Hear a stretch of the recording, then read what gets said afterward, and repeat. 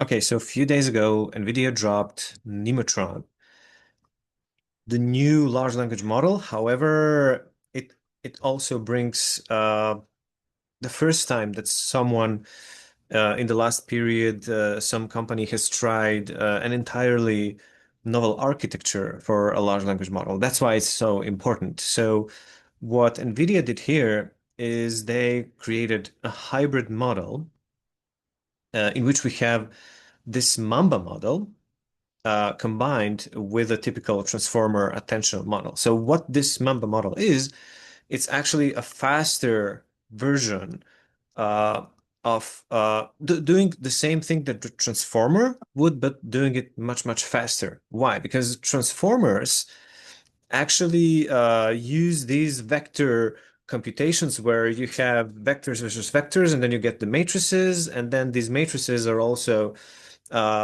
multiplied in multi-head attention. So speaking the language of a computer science, what we actually have is O(n) squared computation, uh, later even multiplied by n. So we actually have O(n) squared multiplied by n. It's actually tensor computation, very computationally heavy, and that's why transformers are slow and they require so much GPU power.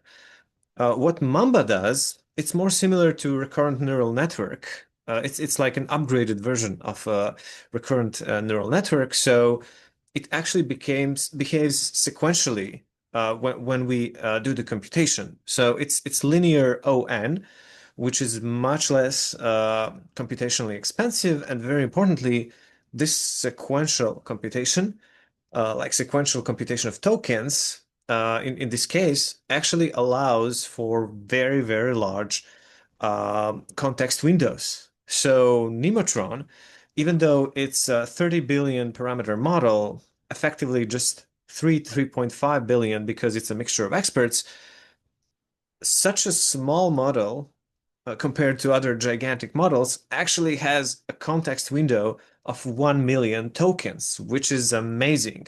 So what NVIDIA is doing here, they are using a novel architecture and they are making the model super fast, super high performance at the same time.